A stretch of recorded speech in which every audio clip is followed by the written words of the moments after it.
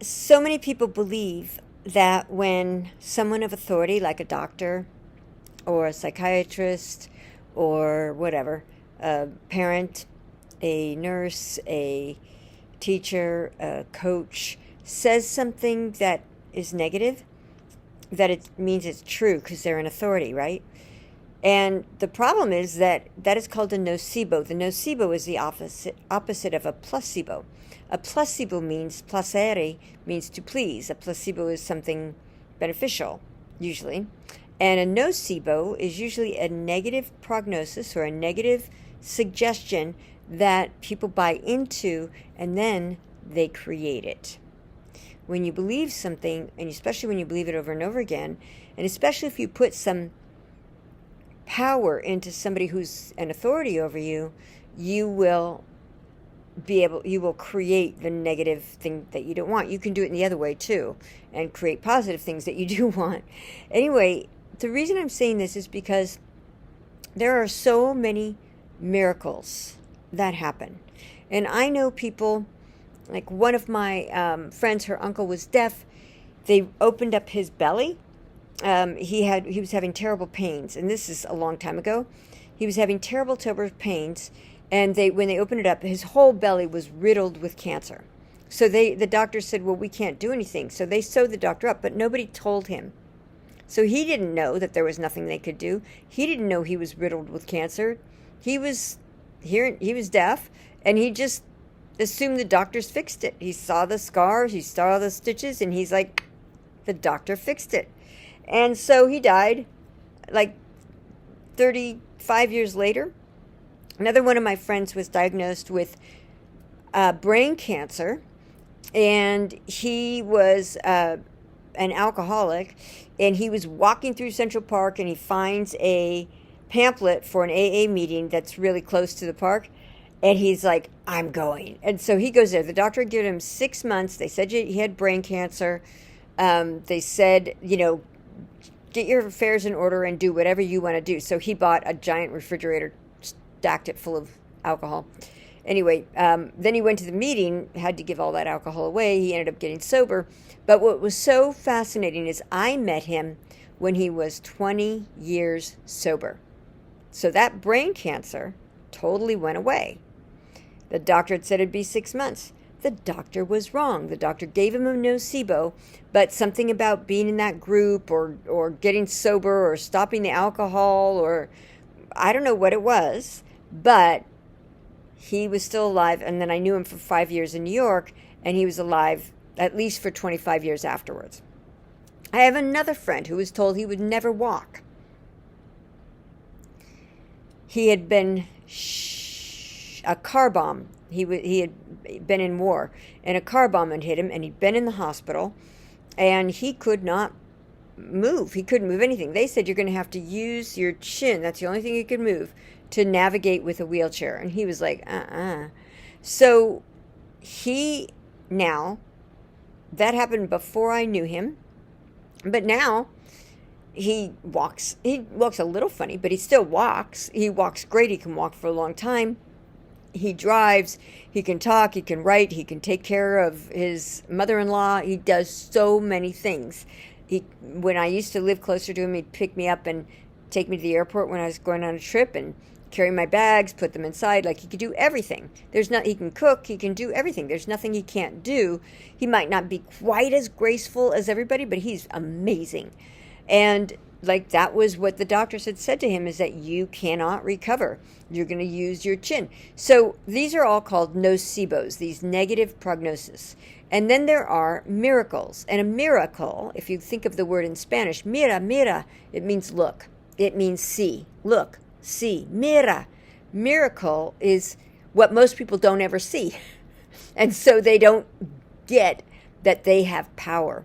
But there are miracles happening all the time. There are so many cases of people being on death's bed and then something happening and them coming back and living a powerful life. I died when I was 18. I died in the ocean. I had been flung from a spinnaker onto my back onto the ocean, and it was from about 60 feet high, and it was whipped. It was really high winds that day. I was trying to do spinnaker flying for a photo shoot. Anyway, so they, and I went down, and I didn't know, I couldn't tell where up or down or anything was, and I didn't have any energy. The air was knocked out of me, and I'm underwater, so I couldn't breathe. And so I ended up going into this deep state of relaxation. And there was beautiful golden light. And there felt like there were people that loved me. And then I heard the voice, do you want to live or die? And I thought of my mom, and I thought, I want to live. Boom, up to the surface. I don't know how I got up to the surface. I don't know how I got to the Lifesaver, which was about 30 feet away in high waves and big wind, where I still hadn't breathed. I didn't breathe for 8 or 9 minutes, maybe even longer, I don't know. But I didn't, by the time the guy got me back onto the boat, they had to pump my stomach. I still couldn't breathe. Then they had to give me mouth to mouth. I finally breathed. So I don't know how long it was. I'm guessing 9 minutes, could be 10, could be 5, could be 12. I don't know. I don't know. Probably not 5, because I was underwater for a really long time, it felt like. Anyway, so there was a choice to be made. And I've had that choice multiple times in my life. And I've watched other people. There's a woman named Anita Murjani. She was on her deathbed with cancer all over her body. They had her on, life support, and she dies, and she sees her father, and the father explains to her how she got sick and what she can do to be well, and if she wants to go back in her body, she can. So she went back into her body. And I know that a lot of times when people are suffering, you want to give them compassion, which I think is really important, but also some people think it's really crazy to tell someone that they have hope. But we do. We always have a path to what we want, if we really want it, and if we know how to access the path. So there's nothing that, if any doctor tells me a nocebo, I've been told I could never cure from narcolepsy, I'm cured. I've been told that my adrenals were the worst depleted adrenals that the doctor had seen in 30 years. And, I don't have depleted adrenals. My adrenals are healthy. I've been told I would kill myself.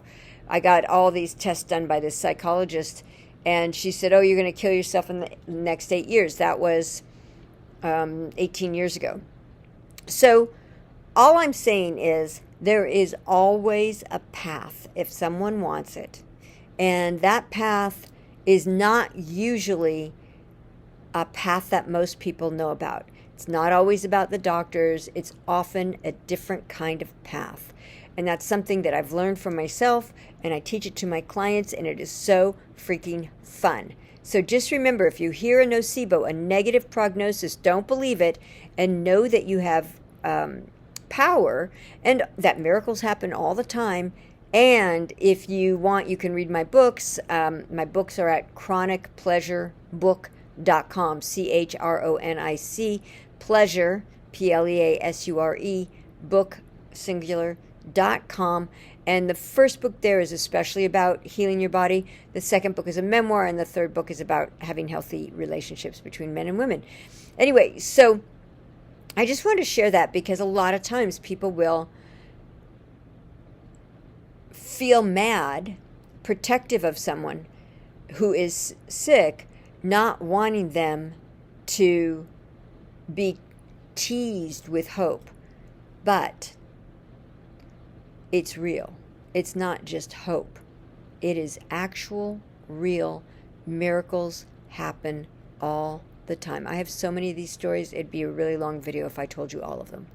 It is so wild how many spontaneous remissions, how many people get healed from being on their deathbed, how many people die and come back. We have power.